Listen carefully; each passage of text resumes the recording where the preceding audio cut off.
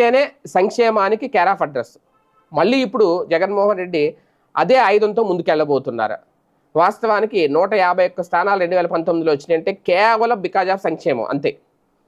మహిళల ఓట్లు బాగా పడ్డాయి అప్పట్లో. ఎందుకంటే ఆయన ఓకే, ఆయన మాట ఎంతవరకు విన్నారు, నమ్మారు అనేది పక్కన పెడితే మద్యపాన నిషేధాన్ని బాగా నమ్మారు మహిళలు. అప్పట్లో మందు మీద తీవ్ర వ్యతిరేకత ఉంది. ఎన్నో కుటుంబాలు రోడ్డున పడ్డాయి. ఎందరో మహిళల పుస్తులు తెగిపోయాయి. ఎంతో మంది మగవాళ్ళు మద్యానికి బానిసై భార్యల మెల్లో తాలిబొట్లు తాకట్టు పెట్టేసి మందుకు బానిసైపోయారు. ఎన్నో కుటుంబాలు రోడ్డున పడ్డాయి. అటువంటి నేపథ్యంలో మద్యపాన నిషేధం కోరుకున్నారు మహిళలు.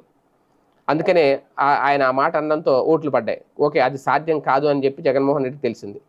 కానీ ఆయన ఇచ్చిన అమ్మఒడి కానీ, అలాగే ఫీజు రీఎంబర్స్మెంట్ కానీ, విద్యా దీవెన, విద్యా వసతి దీవెన, ఆయన ఇంటింటికి ఇచ్చిన సంక్షేమ పథకాలు, ఆయన తీసుకొచ్చిన వాలంటీర్ వ్యవస్థ, ఆయన పెట్టిన సచివాలయాలు, ఇవన్నీ కూడా ఇప్పుడు